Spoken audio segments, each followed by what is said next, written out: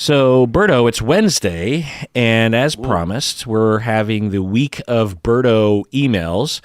So let's have our second episode in which we answer patron emails. What do you say? Let's do it.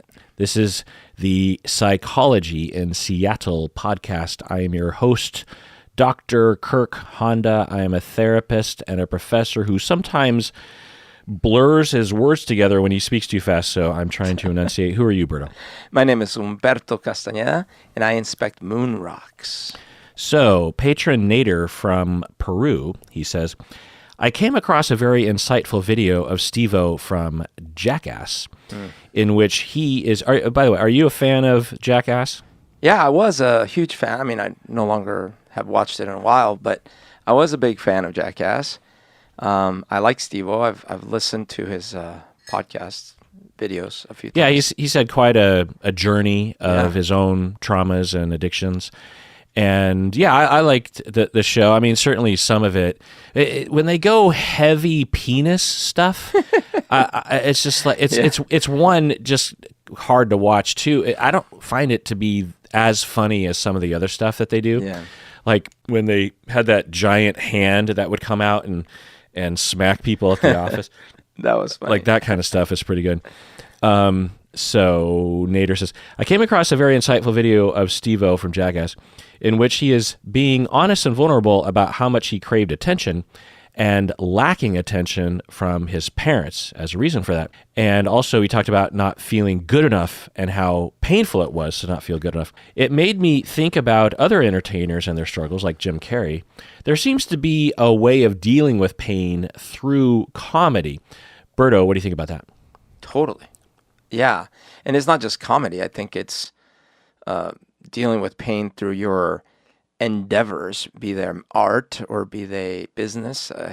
I do think that our pain comes out in what we do. Absolutely. It has for me. I know like the aspect of craving attention certainly can relate to that.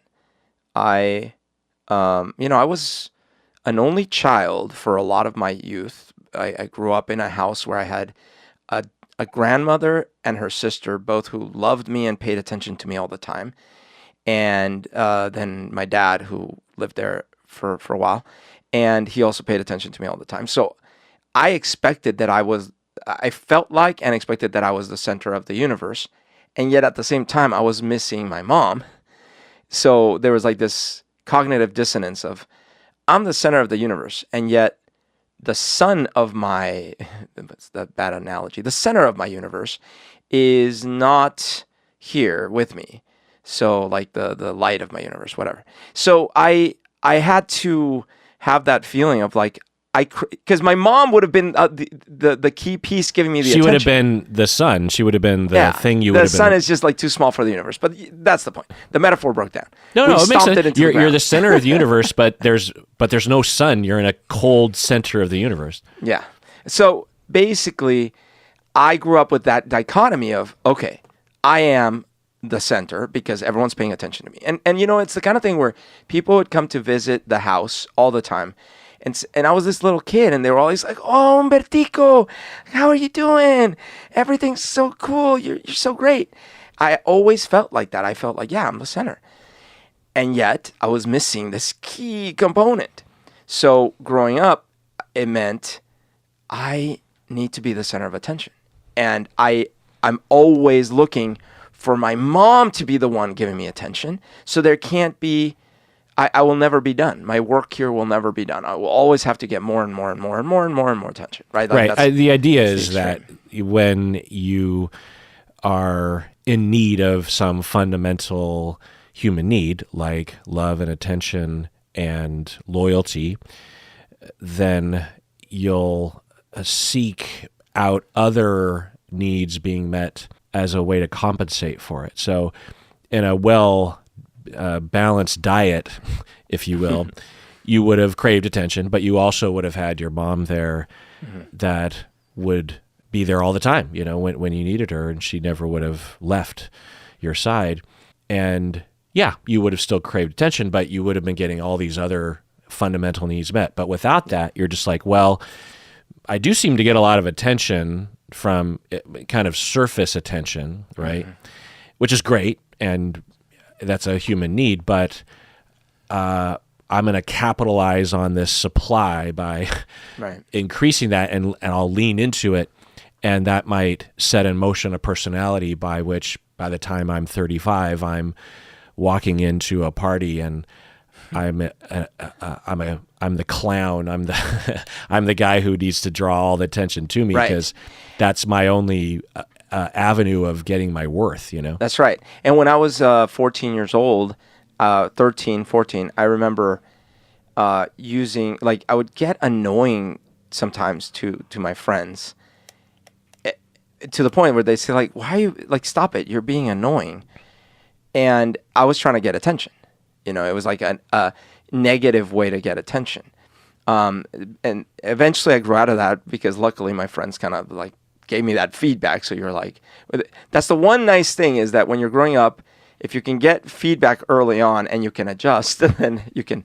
But I still was left with that need of, like, all right, I'm going to insert myself in ways so that all eyes can be on me, to the point where sometimes it was too much. Now, the flip side of it is that my need for attention has made it so that I wanted to, do this and perform music and things like that.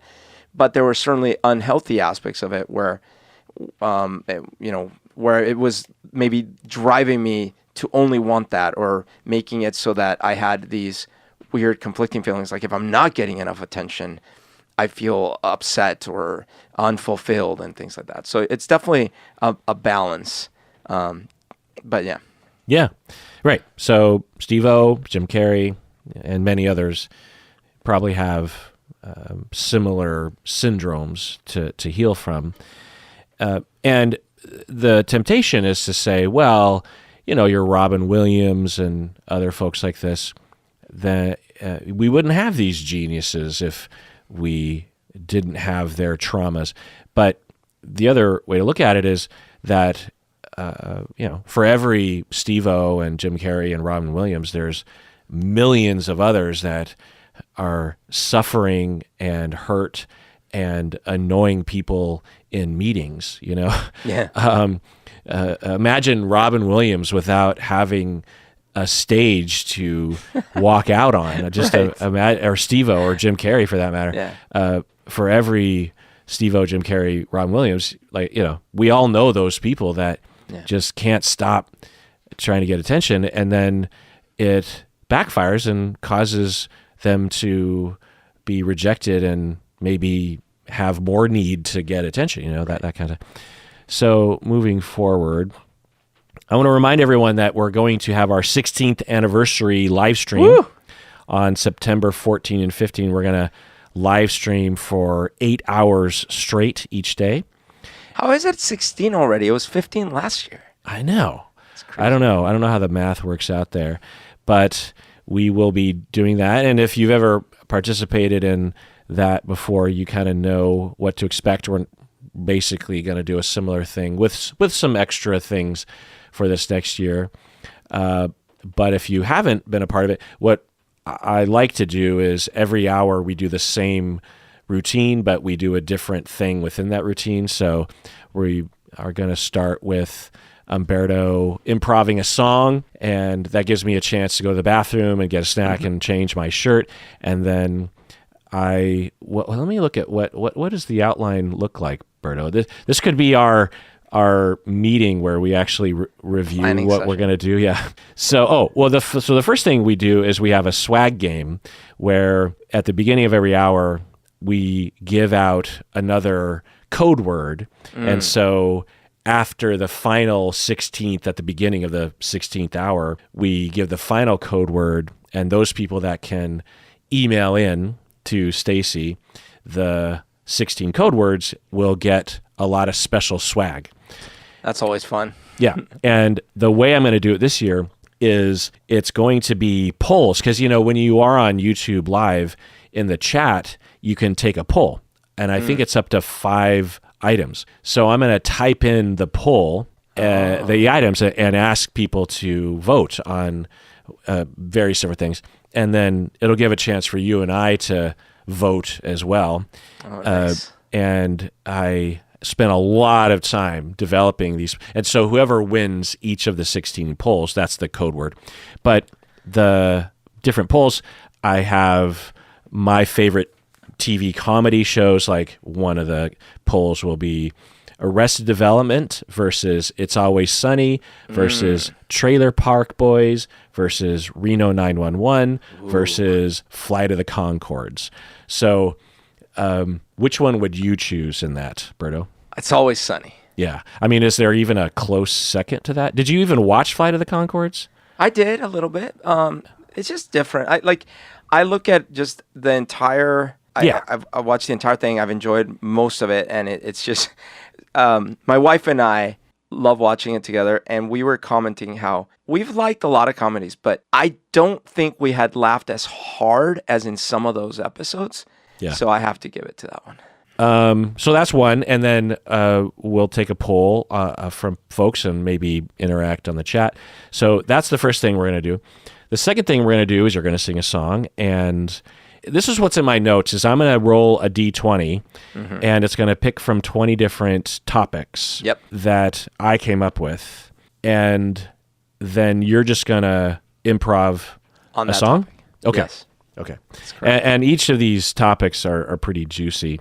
So that'll be it. And then we're going to open fan mail. By the way, if you want to send in fan mail or a postcard or a package or fan art, which is my favorite, you can send it to the address that's on our website at the bottom of the page, psychologysalad.com. Just go to the homepage, go to the bottom. The address, mailing address is there. And if you're sending a package, you got to send it now. Otherwise, it won't arrive in time, especially if you're not in the United States. But, we can open things after the fact. Then we're going to, at least one of the hours, we're going to give our gifts. Berto, you better have a gift for me. Oh, yeah. And then we're going to, also, the next thing we're going to do is we're going to answer some patron questions. So I sent out a survey to the patrons and to the YouTube members, and then we're going to answer a YouTube member question. And by the way, I'm going to resend that survey just before the 16th, if dear listener, you haven't come across it. So that's what we're going to do. So Berto, let's take a break. Very we get cool. back another email. What do you say? Let's do it. All right, we're back from the break. Listener Christina from Los Angeles, she says, is there any recent study, theory, or advancement in psychology, mind, or brain research that has particularly excited or intrigued you? And my answer to that question is not really. Not that there aren't exciting things happening, but I have continued interest in all the things that continue to develop, but there isn't really anything new or flashy in brain research.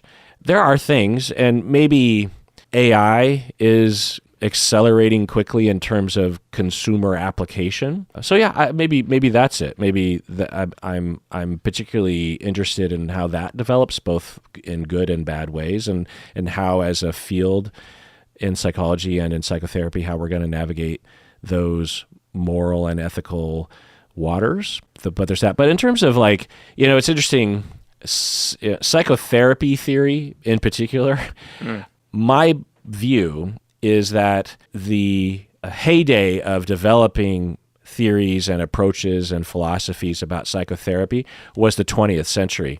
And throughout the century, and particularly at the beginning and through the 50s, 60s, 70s, there was an explosion of activity and advancement and different schools of thought that would fight with each other and everything. And by the time I became a therapist in the 90s, I could kind of absorb the whole thing.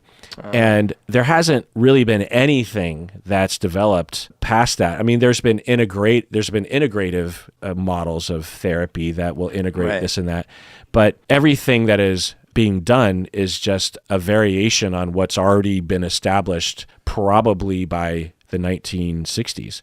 Wow. And that's not to say that we are stagnating. I just think that there was a lot of work to mine all the corners of psychotherapy to discover the fundamentals, and now we just have to sift through all of them and integrate them and use them. It's kind of funny to say, because in medicine, for example, you wouldn't say that, right? You wouldn't say like everything you basically needed to know about medicine had been established. Now, there's certainly a lot of PTSD, for example, or ADHD or autism, or even things like bipolar.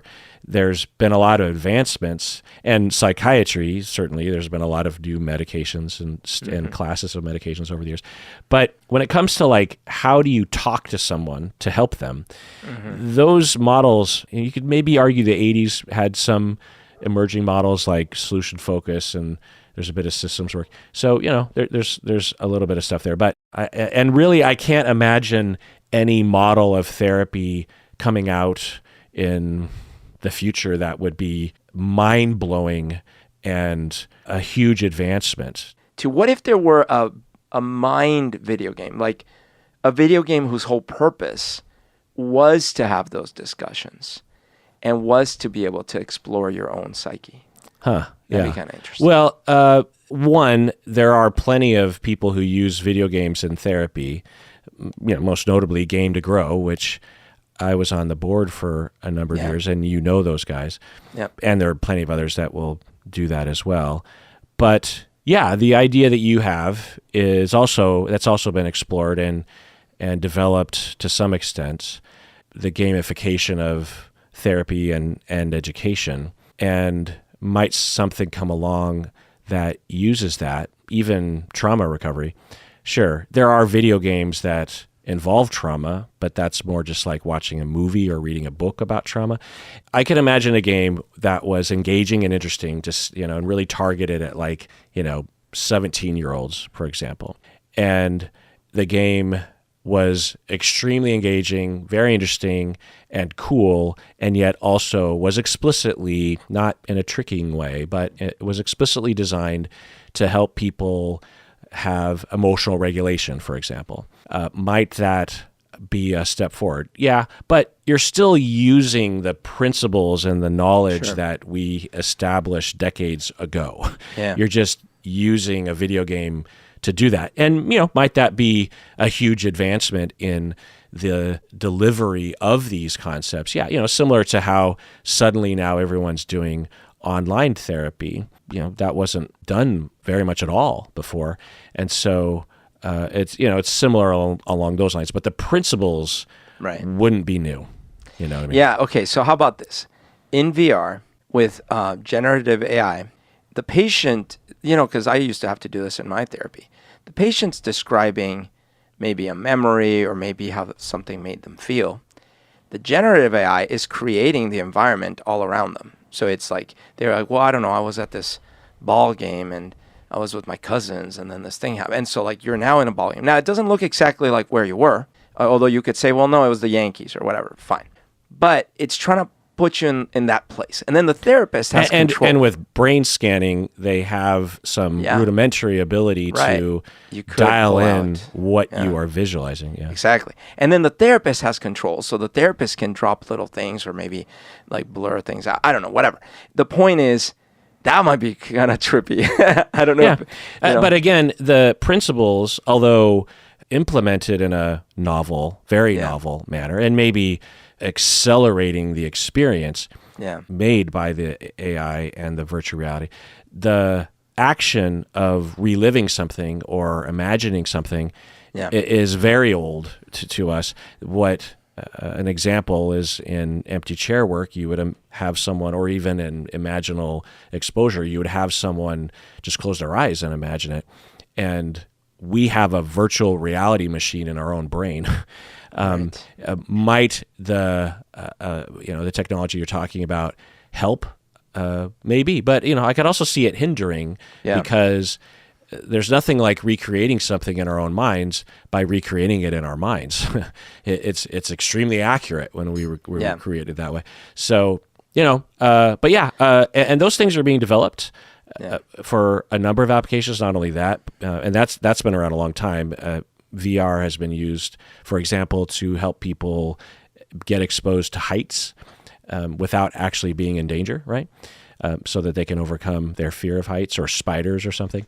Yeah. So those are all, and I'm like one example, and I've talked about this before, is right now the technology exists, but apparently is difficult to make it a consumer product, but it won't be long before this will be affordable and at least easy enough to roll out. Is you take our entire catalog of the podcast and you have an AI go through and identify every time I say something, and you take the AI learns from context what I'm referring to or what I'm answering, or the conversation I'm having, and you and everyone else.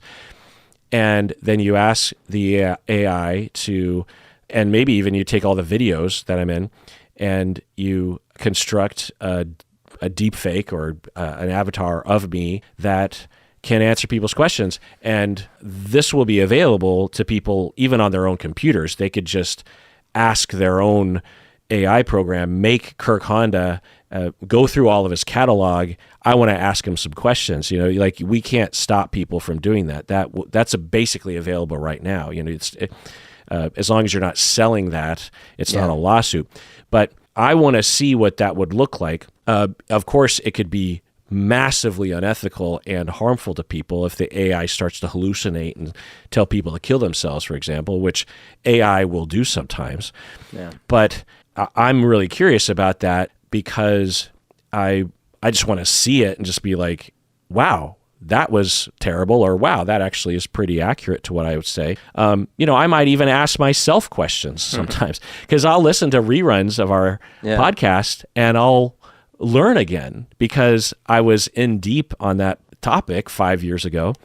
And then I've lost 90% of it by this time, and re-listening to it, I'm like, oh yeah, I remember that. Right. And to be able to ask just my own database, asking myself, like, what do we think about this? What do we think? And to get like a tool, an answer to that, I think, might be helpful. Of course, to sell this to the consumer, as long as it's been heavily tested and bootstrapped and whatnot, or just offer as a free thing, maybe to patrons or something. I'm curious about that. That's not therapy, of course, but, it could dip into helpful reflection. Someone could ask this avatar, hey, I'm struggling with this and that. What do you think? Not what should I do, but how are you receiving this? And they could ask you that question. And that is not therapy, but it's perhaps therapeutic. And those are fascinating things. It's not reinventing anything about psychotherapy, but again, it's using technology to use those models in a novel way. And you could do that with, healing unhealed relationships digitally, right? So let's say, your parents are no longer around, but you had these deep wounds, but you can have a conversation with them in VR, and you're aware that it's simulated. So you can, maybe the therapist explains to you, listen, obviously this is not them. Obviously you're not really, but what we're trying to do here is have the little people inside of you hear the words coming from what very, very much looks like your parents, and hear, like that kind of thing. So you're in VR and it's like, I love you, I love you and I miss you. And you could train, if you cared to, the avatar of your mom on data that might be available to provide an accurate... it'll look and sound just like them. They just will be saying the things that you need to hear to heal. Or say things that are even more typical of them, and the therapist is by your side saying, you can tell the person to fuck off if you want. Oh, sure, yeah. You could just have that conversation. Yeah, and by the way, listener Christina from Los Angeles, she also, later in the email, asked about AI and machine learning, and so we're jumping the gun on that a little bit. The thing that really concerns me the most is that there's no...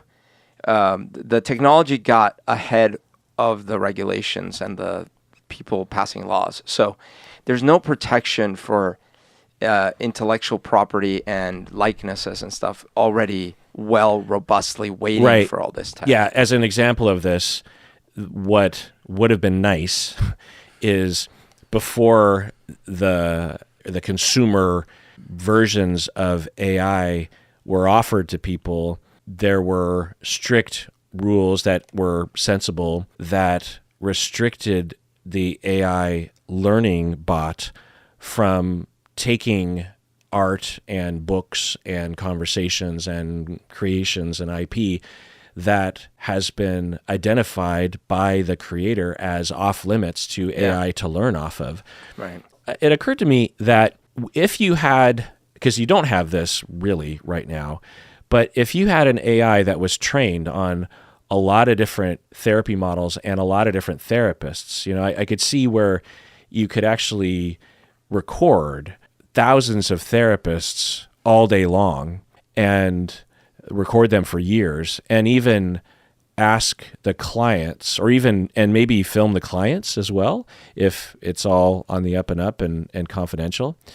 And you would ask because you would code their responses and their body language, and you would also ask the clients, and you would trace success, and also you would code for, the machine learning would learn, oh, this is depression and this is anxiety, that you could use AI, and they're doing this in medicine right now, to diagnose more effectively, also to guide treatment, where at the very least at the low level, the AI would just be there to advise the therapist, maybe after the session or maybe even during, where the AI would just be like a helpful guide of just like, well, I don't know, but I wonder if the client is feeling alienated by something you said earlier, because the learning model has coded on that.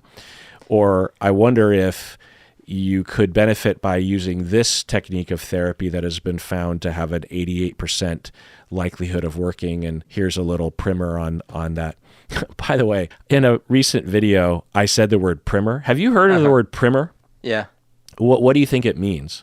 It means like getting something started, getting it off the ground with some initial configuration. It's like an intro.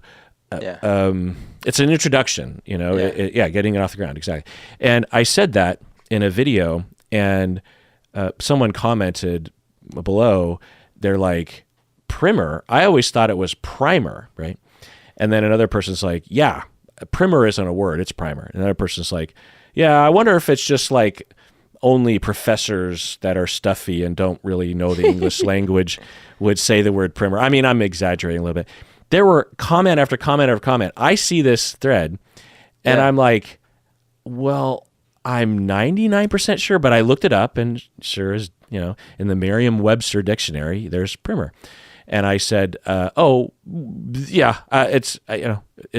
because no one was being mean about it. And I was just like, actually, primer is a word. It just means like an introductory text or an introduction to.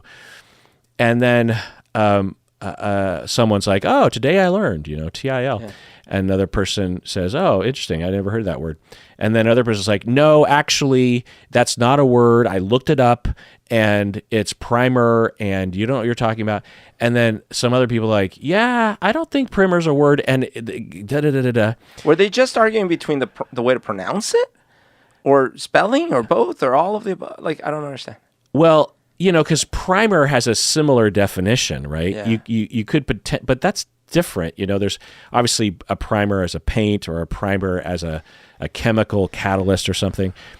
But you also can have something that primes as a metaphor. You can say, let me prime the pump by asking you this question or something, right? Yeah. But that's different than primer, right? It's a very different word, but similar, related, obviously, right? Probably, deriving from a similar source. But they were claiming that primer just didn't exist, and that I was just completely making it up, or it was such an old English word that it was redonkulous that I was using it, And I just found it, and again, YouTube is mostly young people, so I started thinking, I wonder if it's just a generational thing, that they just haven't heard the word primer before. I don't know. And because I don't use it very often, and I don't hear the word being talked about very often. So, it's not like the word literally. I have absorbed the the various definitions of the word because it comes up, but the word primer doesn't come up in my life as something to look up. Okay, it looks like you're looking it up. I think that primer, the one that I have also heard, has 2 M's. Yeah, and primer has 1 M. Yeah, and they're 2 different words that are similar. Oh, is that true? I'm not sure. I don't care to look it up, but there's a yes. I think there's a 50% chance that there's another pronunciation of primer that is primer. Anyway, it doesn't matter. Oh yeah, okay. A primer, pronounced primer with 2 M's, but both. So it's funny. You can't know what I'm seeing, but a primer with 1 M, but in parentheses, pronounced primer with 2 M's, is a school book. Right. And a primer, rhyming with climber, is the first coat of something. Right. So, but those definitions are narrow because they're just talking about a school book. But no, I know. But it was just. I think I'm validating. You are right. There are 2 words. Yeah. I've always known that there were 2 words. If you had asked me, I wouldn't have known if they're spelled differently. I'm still kind of unclear based on one. No, I'm pretty sure they're spelled the same. Yeah. Okay. Which is really annoying. It is very annoying. Yeah. But I will say, yes, I have heard both words, and they're not the same thing. Right. They're similar. Yeah. You're not crazy. So then I comment again after really making sure that it's a word and going down some pretty deep rabbit holes because it's not, there's some words in the English language that have a lot of resources online, and primary resources like a dictionary like Merriam-Webster or something. But primer is obscure enough that it doesn't have a ton of resources online, and some of the resources are wrong because... We need a primer on this topic.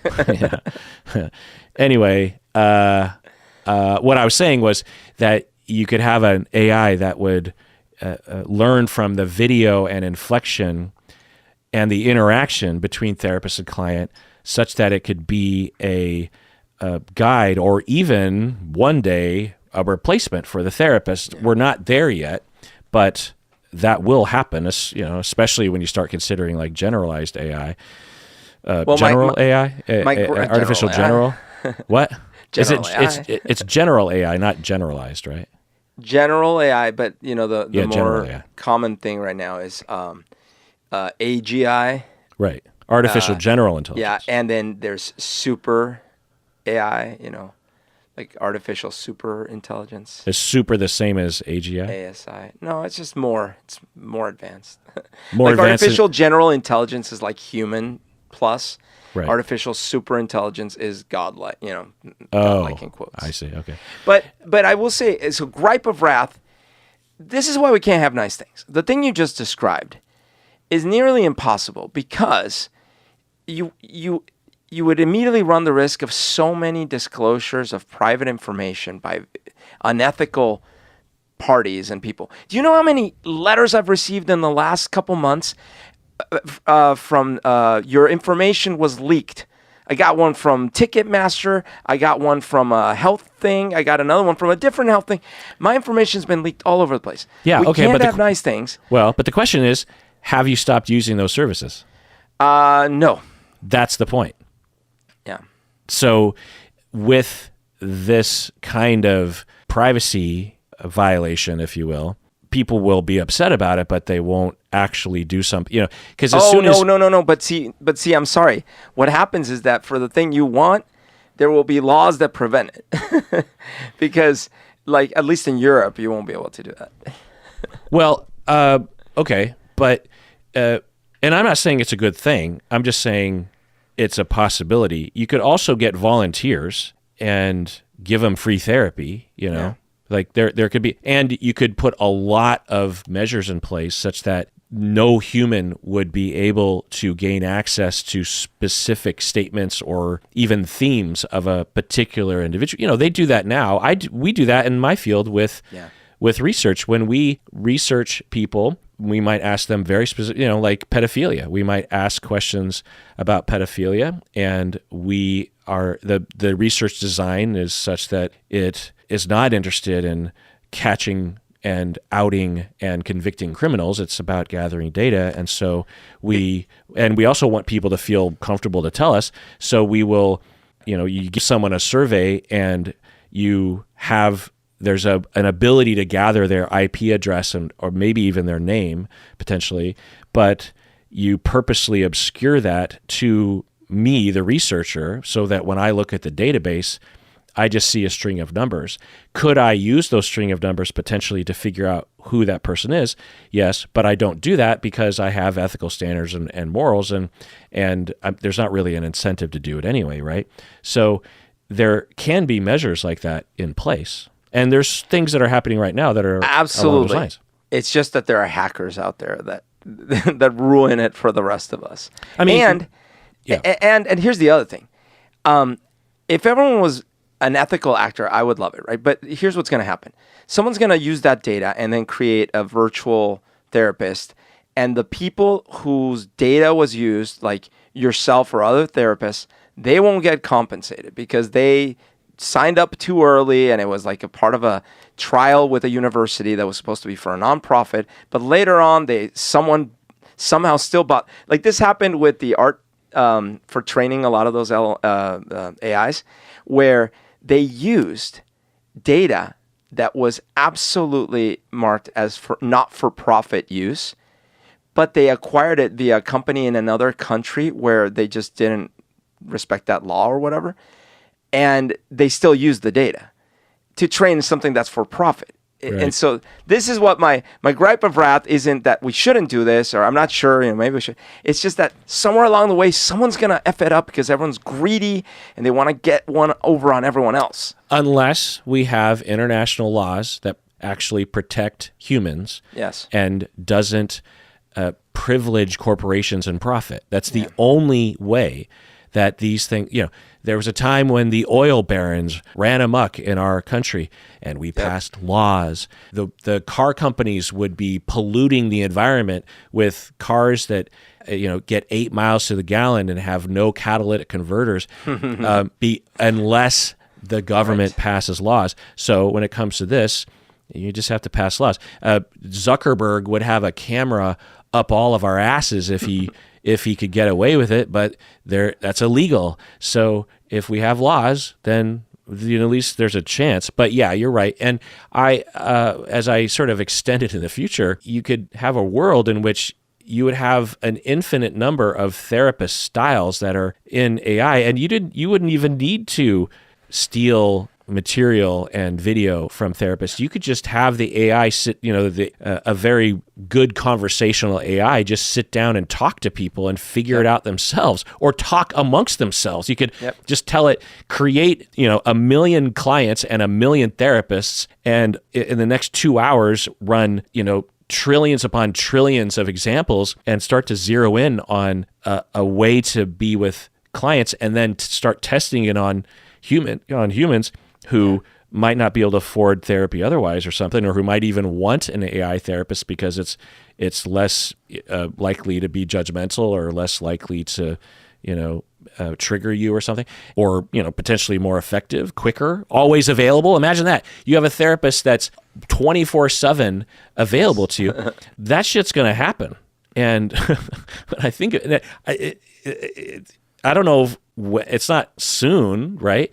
It could happen in 5 years. I mean, it could happen now if they put their minds to it, if they saw profit in it, right? Well, but regulation is going to block some speed in some areas, like therapy and medicine, and because of the risk, the lawsuit risks are so high that there's going to have to be, like basically, hey, I used your 24/7 therapist and this horrible thing happened.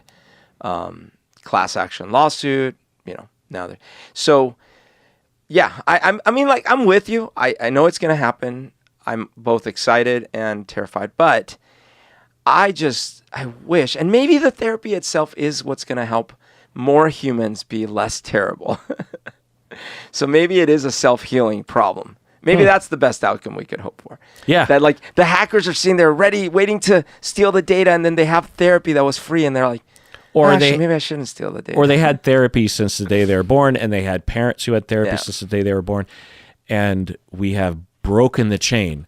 Yes. But then you think, well, then the AI just starts to mold us to its design. Yeah, God knows. Sometimes I will lament dying in the next 30 years and missing out on technology that would extend life maybe forever. There's going to be that last human who dies. Who knows when or if, but that it's feasible that at some point they're going to figure out how to have people never die. God knows what that'll mean, but you could see that happening at some point. There's a movie about that, I think, with Jared Leto, actually. But so sometimes I get sad, and it seems like that might be, around the corner. So we're just missing that boat potentially. But on the other hand, it's like we're also avoiding, the dead internet theory and the AI cat getting out of the bag, and God fucking knows what, because if one thing that our society is fucking greedy, and who has the power right now? Corporations and rich people. Who has access to the best AI? Well, corporations and rich people. And what do corporations and rich people like to do? Well, they like to have more money and more power. So God knows what they're potentially already doing with this shit, Yeah. And then if, some free AI starts to emerge, what are they going to do to it? I don't think they're going to be quite happy about that. And even the AI itself might start spinning out of control. So, Berto, we might be dodging some kind of bullet. And then, of course, climate change, that's not slowing down. That's just accelerating. It's just getting worse, So sometimes I wonder if we might be the last good generation, the last generation that actually enjoyed a good planet like a little bit and society, Yeah. At least in this part of the world. Yeah. All right. Let's take a break. Can we get back?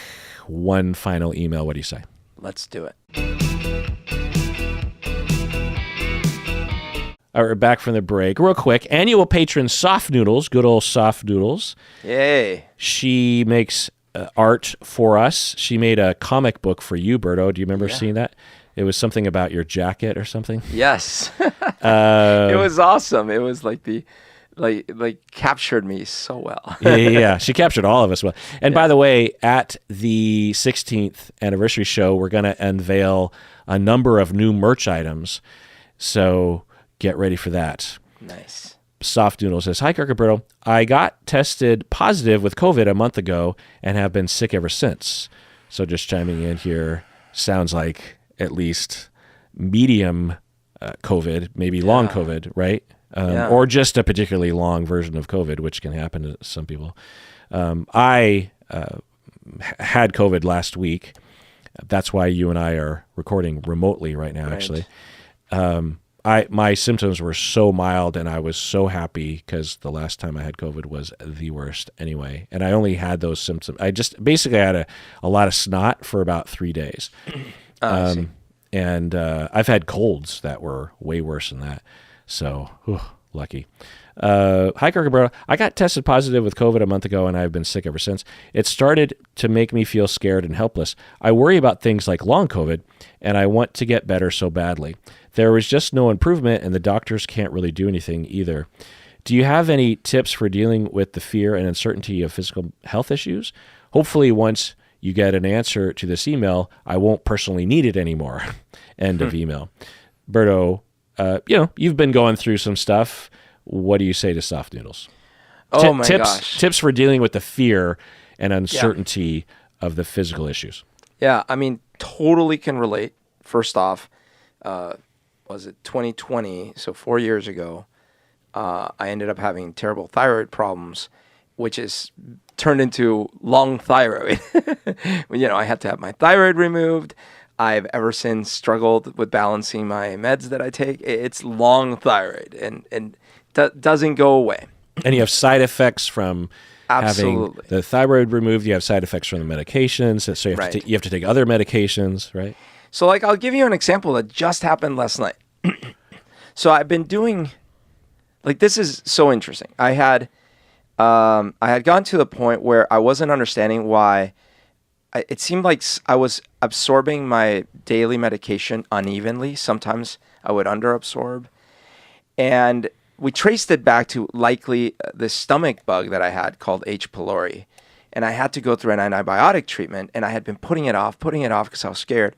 And I finally went through it in June, and it worked. Like, my stomach healed. But then I started absorbing more normally, meaning You were scared of going through the antibiotic treatment? yeah, I was scared because it was like 2 antibiotics and a proton pump inhibitor and a ton of bismuth pills every day. I was like, oh my gosh, what side effects is this going to give me? You know, like that kind of thing. But I finally agreed with my doctor. I'm like, I'm just going to do this. So I did it, and I was very happy that I did it, even though it was rough. It was a rough 2 weeks, but I did it. Well, then the side effect is that now I absorb the medicine for the thyroid better, which means that my levels started climbing up. Okay, so that's the backdrop. Last night, and I've been doing kind of better recently. Last night I go to sleep, and I wake up at 2:30 in the morning with my left arm's asleep. Now, do your arms ever fall asleep when you're sleeping? Yeah. Okay, you wake up and it's like really uncomfortable because it's like you're half asleep, but it's like tingling, and it can be painful. Yeah. Yeah. So I woke up in my arm, and I've had worse, so this wasn't the worst, but it was definitely asleep. And I'm like, God damn it. But then I did this thing, which is I looked. I knew I shouldn't have, right? But I looked up, left arm asleep in the middle of the night, and it's got different reasons. You could pinch a nerve, do this thing, or it could be a heart attack. So I'm sitting there, and I immediately get anxious. I'm like, what if I'm having a heart attack? And I know full well, like the rational part of me goes, listen, I've been having higher levels of thyroid, which, by the way, lead to neuropathy, lead to nerve issues, all these things. Second, I did fall asleep in a weird way, which definitely possibly pinched. Third, I've had these issues with my arms off and on. Like, this happens. Fourth, that's the only symptom you're having, right? So, but it didn't matter because in that moment, it's like 2:30 in the morning, I get anxious. And then I'm up in bed, like, worried for like 2 hours till I finally fall asleep. So I have a terrible night of sleep. But I kept repeating to myself, and this was what finally calmed me down. I was able to sleep again. I was like, I just kept repeating to myself, like, you have the data, and you know what's the most likely thing. And so if you trusted the science to, like, take your thyroid out and to take your meds and all these things and to take your antibiotics for the H. pylori, then trust the data right now, because the data is not leading you down this other path. The data is leading you only down this one path. And I kept going over that in my head, and if it had an effect of both lulling me and also kind of calming me down. So that was one thing that just happened to me last night. I had to keep telling myself, like, listen to the data and don't make it into a bigger deal. Now it's different when you're still in the middle of an actual illness. For example, what she's describing. Last year I caught COVID. I had COVID for 3 horrible days, and then I had a bacterial infection that piggybacked that lasted 2 months, and I had to have 2 rounds of antibiotics. It was terrible. And through that, I couldn't hear very well. And my ears are very important to me. I play music all the time. And so it was very depressing, disheartening. And I sat there like, what is going on? And there was these moments where before I had even realized that it was a bacterial infection, where I thought, oh, it's just the COVID. The COVID's still going, and it's got all these other symptoms. I flew on a plane. My ears felt like they were going to explode. It was terrible. Went to the doctor, found out that it was bacterial. But I actually went to the doctor on a Tuesday. I didn't find out it was bacterial till Friday when the results came back. Then I had to wait till Monday to get my antibiotics. So it's all these days of me in pain and, like, freaking out. Finally got the antibiotics, went through 1 round of antibiotics, and it didn't solve it. And then I had to go to a second round of antibiotics. But it did eventually solve it. It did eventually end. But I'm aware, in my thyroid case, things don't just magically end. And in a lot of people's lives, there's ongoing pain. There's ongoing health issues that just don't. So what do you tell yourself to? Yeah. So the thing that I keep that I had to keep going back to was, it's all about the moments with the people you love. And even though it's hard, because when you're sick, it's hard to spend those moments. It really is. But if you can find those moments with the people you love, that's still something you can hang on to. And that's what I would do. Like I would basically, in my case, it was like time with my daughters. And one advantage of being sick is I have an excuse for like being sick and basically spending time with my daughter doing something, and it happened to be during August, so it was still summer break. So that helped me. Now, if someone doesn't have kids, maybe it's spending time with their best friend or spending time with, now if they're contagious, that could be like, look, my brother and I play online all the time. So that's another thing that it can be, even if you can't see the person see the people in person, maybe you can spend time with them. When I was communicating with my dad over video calls when I was sick, that really helped me too, because it's like that family connection. So in my case, it was about spending moments with the people that love me and that I love. So that was it. Yeah, I think that's wise. All right, Berto, that is for that episode. Everyone out there, please take care of yourself. Take care of yourself, and Soft Noodles, let us know how you're doing. I hope you've recovered by now. I hope you recover. And take care of yourself, because you deserve it.